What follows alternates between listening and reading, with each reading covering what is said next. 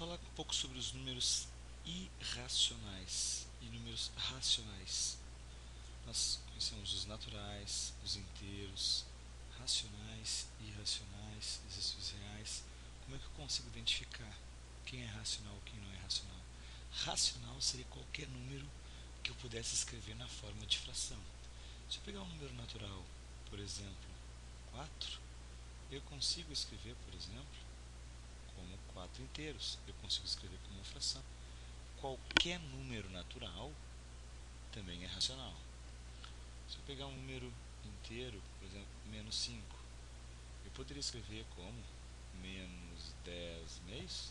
Se eu dividir menos 10 por 2, dá menos 5. Qualquer número inteiro também é um número racional. Agora eu vou pegar um número na forma decimal, o número 0,9.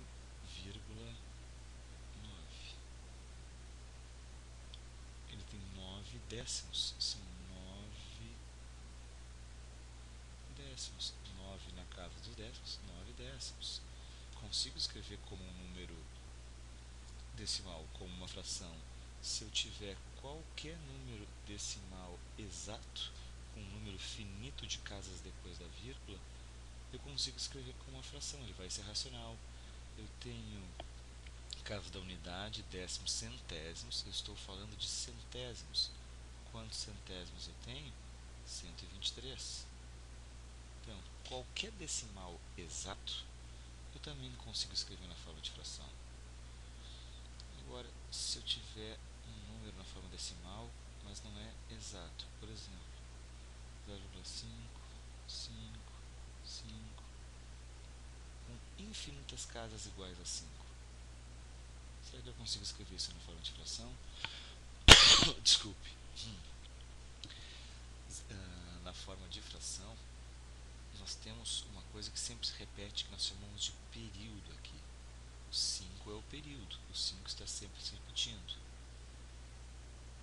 Eu consigo escrever na forma de fração sendo o período como um numerador e o período tem quantas casas? 5, uma casa só. Eu vou colocar um algarismo 9 embaixo. 5 nonos é chamado de fração geratriz. Se eu dividir 5 por 9, vai gerar esse número decimal. Pega 5, divide por 9. Quantas vezes 9 cabe dentro do 5? Nenhum. Vou para a parte decimal. Coloco a vírgula. Agora, 50 décimos dividido por 9 vai dar 5. 5 vezes 9, 45. E aí vai dar 5. Eu boto um zero aqui. E vai dar 50 dividido por 9, dá 5. 5 vezes 9, 45. E assim continua. 50 dividido por 9. Eu vou passar o resto da vida fazendo isso. Essa aqui é fração geratriz. Então, isso aqui, se isso aqui é chamado de decimal exato, tem um número finito de casas decimais, isso é chamado de dízima periódica. Vão ser infinitas casas, mas eu tenho um período que sempre se repete. Se eu tivesse o número 0,474747, não para de dar 47, isso é uma dízima periódica. Deixa eu puxar para cá para dar um pouco mais de espaço.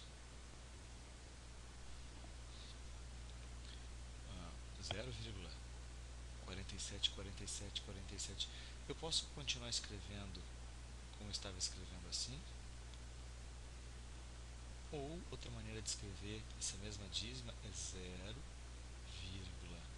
0,47 e um traço acima do período da parte que se repete. Então, são duas maneiras de representar essa dízima periódica. Nesse caso, se o período é 47, o numerador da fração geratriz vai ser 47.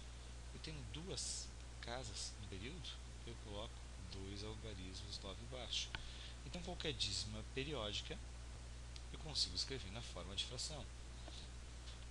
E se eu tivesse esse aqui, por exemplo, 0,0323232, esse aqui existe um zero entre a vírgula e o período. O período está aqui, 32. Então, o 32 vai ser o numerador da minha fração. Como o 32 o período tem duas casas, eu vou colocar 2 noves no denominador. Só que este zero de separação entre a vírgula e o período é um zero que eu acrescento aqui. Essa vai ser a fração geratriz dessa dízima periódica. Então nós podemos ter vários outros exemplos. Se eu tivesse, por fim, se eu tivesse 123,4565656. Vai se repetir sempre o 56. Isso é uma dízima periódica. O período começa a aparecer aqui, o 56 está se repetindo. Existe uma maneira de transformar qualquer dízima periódica em uma fração. Essa maneira é a seguinte: eu vou pegar todos os algarismos em sequência até o final do primeiro período. 1, 2, 3, 4, 5, 6, até aqui. Então eu pego 1, 2, 3, 4, 5, 6, menos qual é todo o número até antes do período, 1234. E isso tudo aqui eu vou dividir por quanto? Vamos ver, o meu período tem duas casas, coloco 2 noves embaixo. Quantas casas eu tenho de separação da vírgula até o período? Uma. Eu boto um zero. Se eu calcular isso aqui, eu vou encontrar a fração geratriz. Então, qualquer dízima periódica, não interessa se tem uma parte na frente que não faz parte do período, uma parte inteira, não tem problema. Qualquer dízima periódica é um número racional, eu consigo escrever na forma de fração. Só que existem alguns números, por exemplo, o número π é um número que vem da divisão da circunferência pelo diâmetro, e esse número ele é aproximadamente 3,141519265, e assim vão infinitas casas decimais e não há repetição de um padrão. Então esse número que não tem padrão, não é uma dízima periódica, não há período, ele não pode ser escrito na forma de fração. Então ele é um número irracional. Se eu tenho uma raiz quadrada, por exemplo, a raiz quadrada de 4 eu consigo calcular, é 2. Então é um número racional. Se eu tiver raiz quadrada de 8, por exemplo, qual é o número que ele vezes ele mesmo dá 8? Eu posso ficar testando vários números e não vou encontrar um número exato que ele vezes ele dá 8. Então vai ter vírgula. Vai ser 2, alguma coisa.